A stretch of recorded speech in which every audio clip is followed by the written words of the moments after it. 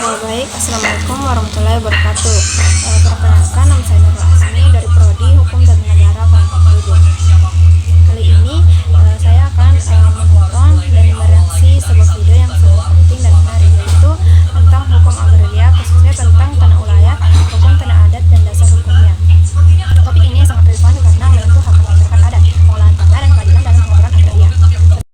Secara singkat, saya awali terlebih dahulu menjelaskan sejarah hukum adat. Karena hukum adat ini berkaitan dengan hukum tanah yang dalamnya mengatur tanah ulayat, yang rangkaiannya dari hak ulayat masyarakat hukum adat yang sudah menjadi hak bangsa Indonesia yang telah ditingkatkan dalam tingkat nasional. Saya memulai menonton videonya, saya langsung biasa membaca penyampaian. Jelas, waktu dan kemudian contoh konkret. Lalu sudah menarik, yaitu tanah ulayat, adat, dan hukum tanah adat dan dasar hukumnya. Langsung menggambarkan pembentuk pembahasan. Gaya penyajiannya cukup inovatif. Ada kata, beberapa undang-undang dan istilah-istilah penting yang dijelaskan secara satu. Ini sangat membantu agar kita yang bukan pakar hukum tetap bisa mengikuti.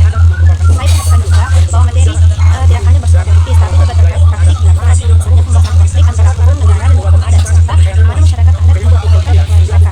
Ini sangat penting karena di banyak daerah isu tanah adat sering berkonflik dengan tentang investasi atau pemasaran lahan oleh pihak luar. Video ini menjelaskan tanah ulayat sebagai tanah yang menjadi milik kolektif masyarakat adat, bukan milik individu yang diatur berdasarkan hukum adat setempat. Ini berbeda dengan konsep tanah privat dalam hukum agraria nasional. Penonton diajak memahami bahwa hukum adat punya relevansi yang kuat dalam masyarakat lokal dan bahwa pengakuan hukum negara terhadap hak adat menjadi titik krusial. Video tersebut membahas dasar-dasar hukum negara yang mengatur agraria, seperti Undang-Undang Pokok Agraria (UUPA) dan peraturan turunnya, serta bagaimana pasal-pasal tersebut mengakomodasi atau bersinggungan dengan hukum adat. Menurut saya, ini bagian paling penting, bagaimana hukum nasional berinteraksi dengan hukum adat, apakah memberi ruang atau justru menekan. Pengalaman ini nyata terjadi di banyak daerah. Di video ini juga menyentuh konflik antara pemerintah atau investor dengan masyarakat adat terkait pengambilan lahan atau pengalihan hak. Tanggapan administratif, bukti historis kepemilikan, pengakuan dokumen adat versus sertifikat negara. Semua itu memunculkan kerumitan besar di lapangan. Saya kira materi ini mengajak kita berpikir kritis, walaupun hukum negara sudah ada. Implementasi di lapangan sangat tergantung pada sikap pemerintah daerah, pengadilan, dan kesadaran masyarakat. Lebih dari sekedar regulasi, topik ini menyentuh isu keadilan sosial, bagaimana masyarakat adat bisa hidup dengan martabat di atas tanah mereka sendiri, tanpa diusik.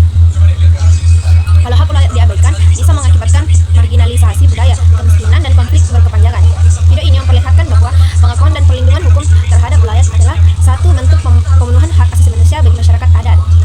Menonton video ini, saya jadi semakin menyadari betapa pentingnya pendidikan hukum agraria di masyarakat luas, terutama di kawasan adat. Banyak orang awam yang tidak tahu bahwa tanah ulayat punya dasar hukum dan harus dihormati. Menurut saya, generasi muda adat harus dilibatkan. Kalau tidak, mereka bisa kehilangan hak ulayat karena kurang pemahaman atau tekanan dari luar.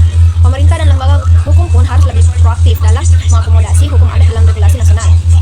Dan saya juga berpikir materi semacam ini cocok diangkat ke sekolah-sekolah lokal di daerah adat agar warga tahu haknya. Bila masyarakat kuat secara pengetahuan hukum, konflik lahan bisa diminimalisir. Baik, mungkin itu saja reaksi dan komentar saya terhadap video hukum agraria mengenal tanah ulayat, hukum tanah adat, dan dasar hukumnya. Semoga video ini sangat bermanfaat untuk kita semua yang peduli soal hak adat dan keadilan agraria. Assalamualaikum warahmatullahi wabarakatuh. Nah, sekarang saya mau mereaksi sekaligus mengomentari sebuah video yang sangat menarik, yaitu prosesi pernikahan adat Dayak di Kalimantan. Seperti kita tahu, Indonesia kaya sekali dengan budaya dan tradisi, salah satunya terlihat dalam prosesi pernikahan adat. Dari awal, saya sudah melihat suasana sangat sakral dan penuh warna. Pengantin dan keluarga memakai pakaian khas Dayak dengan hiasan kepala yang megah serta kain tenun yang indah. Tidak hanya cantik dipandang, tapi saya yakin setiap motif dan warna punya makna khusus, misalnya tentang harapan kehidupan rumah tangga, kesuburan, atau perlindungan dari leluhur. Selain itu, musik tradisional yang mengiringi prosesi membuat suasana semakin hikmat. Suara alat musik tradisional Dayak terdengar seperti doa yang mengiringi perjalanan hidup kedua mempelai. Menurut saya, ini menunjukkan betapa kuatnya hubungan antara adat, seni, dan SPI ritualitas. Saya perhatikan dalam video ini, prosesi pernikahan Dayak tidak hanya menekankan pada kebahagiaan pasangan pengantin, tetapi juga melibatkan keluarga besar dan masyarakat sekitar. Ini menandakan bahwa pernikahan dalam adat Dayak bukanlah sekadar hubungan dua individu, melainkan penyatuan dua keluarga, bahkan dua komunitas. Selain itu, adanya tokoh adat atau tetua yang memimpin prosesi juga sangat penting. Kehadiran mereka memberi legitimasi, restu, dan makna spiritual. Ini berbeda dengan pernikahan modern yang lebih banyak difokuskan pada pasangan saja. Menurut saya, hal ini memperlihatkan bagaimana masyarakat Dayak sangat menghargai nilai kebersamaan, hierarki sosial, dan penghormatan pada tradisi leluhur. Saya juga kagum dengan detail-detail kecil yang ditampilkan seperti penggunaan sesaji, simbol-simbol tertentu, serta tata gerak dalam acara. Semua itu bukan kebetulan, tapi punya makna mendalam. Misalnya bisa jadi sebagai doa agar pernikahan langgeng, diberi rezeki atau sebagai tanda penghormatan kepada alam dan leluhur. Melihat prosesi ini, saya merasa sangat bangga dengan kekayaan budaya Indonesia. Banyak orang mungkin lebih mengenal pernikahan adat Jawa, Minang, atau Bali, padahal di Kalimantan ada prosesi pernikahan Dayak yang tak kalah indah dan penuh filosofi. Saya juga jadi merenung bahwa generasi muda sekarang harus lebih peduli untuk melestarikan tradisi ini. Jangan sampai hanya ditampilkan sesekali untuk acara wisata atau dokumentasi, tapi benar-benar dijaga sebagai identitas bangsa. Karena kalau bukan kita yang melestarikannya, siapa lagi?